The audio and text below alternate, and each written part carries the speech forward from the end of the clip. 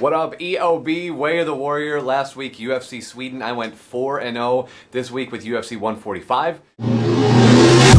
Mark Hominick and Eddieyog. Hominick looked really impressive in his fight against Jose Aldo, not fading at all, in fact, turning it on in that final round and that crazy hematoma. Then he comes out against the Korean Zombie and does what you should never, ever, ever do when you start a fight in the UFC. Don't throw anything but a jab. He throws a right cross. Korean Zombie follows with a jab, and the rest is history. Hominick gets ended. Korean Zombie looks a lot better than he actually is. No disrespect to him, but he shouldn't even be on the same level striking-wise as Mark Hominick. Enter Eddieyog. His first UFC fight, he took on Junior Sunsao and lost. This was Junior Sunsao's second stint with the UFC. Yagin has a really neat guillotine, but I think that Mark Hominick's savvy in the submission department, so that's probably not even going to be an issue. This is a hard one for me to see Eddieyog winning, and I really think in any other division, these two don't meet at this particular point in their career, with Yagin coming off a loss to Junior Sunsao and, of course, the Korean Zombie, and Jose Aldo losses for Hominick. I think Hominick's going to win this one pretty easily, in fact.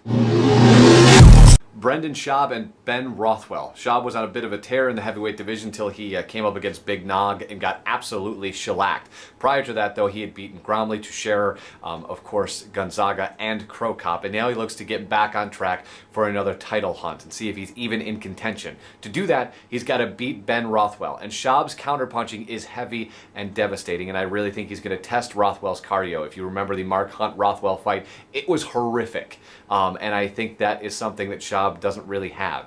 Schaub does not have an issue with cardio. Rothwell, I think, might. Schaub's going to test him and try and break his will, and I really think Schaub's going to walk away with the win on this one, probably by punches, probably in the second round. Rothwell gets the bounce from the UFC, and Schaub sees where he stands as he has to go up to the next level of the heavyweight division.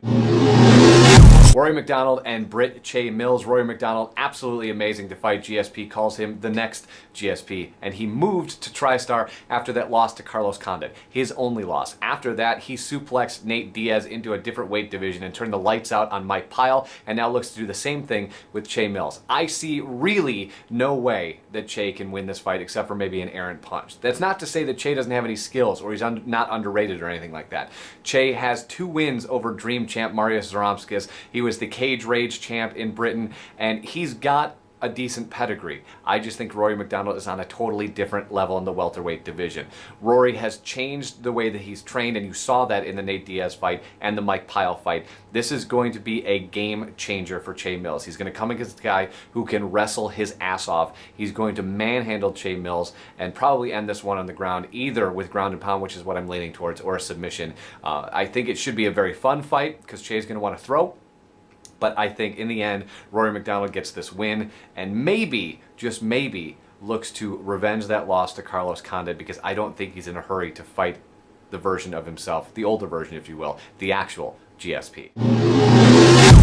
Alright, it's the grudge match for the ages. Normally that would be hyperbole. In this case, not at all. In fact, it's the best grudge match in the UFC, save for Chael Sonnen and Anderson Silva 2. Jon Jones and Rashad Evans this Saturday night, UFC 145 in Hotlanta.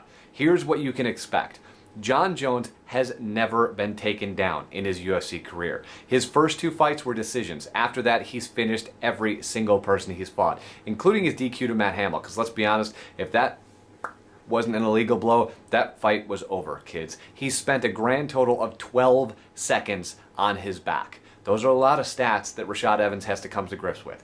Rashad has heavy hands, especially the right hand, so he could absolutely turn the lights on Jon Jones. One of the things he has to do, and a lot of people have said this all week long, he has to get going very quickly. The longer he lets Jon Jones figure him out, the worse it's going to be for him. If you use our favorite thing on the show, which is MMA math, and the best case for MMA math with these 2 guys is Rampage. So the fact that Rashad had some difficulty putting away Rampage and Jon Jones not so much, you can make a case that that's just one more feather in the cap of Jon Jones to make the distance between these two and the victory leading in Jon's favor. And Jon is heavily favored, as you would imagine in this particular case.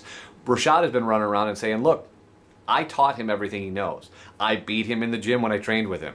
That was a year ago. And I think if you look on paper, even if you look at tape, the evolution of Jon Jones is tenfold to the evolution as a fighter as Rashad Evans. That's not to say Rashad isn't a good fighter. He just has not evolved as quickly and as dramatically as Jon Jones. He will, however, be able to take Jon Jones down. Will he be able to hold him there? That's going to be the key to him winning. Either getting inside and letting that right hand go without taking an elbow to the face. That's the other thing. Jon Jones is very tricky with that. He's got the length, but sometimes he lets his opponent come in. Why? So he can throw that elbow. He does that spinning back elbow, but he needs to get them a little bit closer than he would normally in order to connect. So that's going to be a very tricky area for Rashad, and he's got to be very careful. I do think that Evans is going to take him down, so that'll be the first time in Jon Jones' career, but I also think that Jones is walking out with the belt.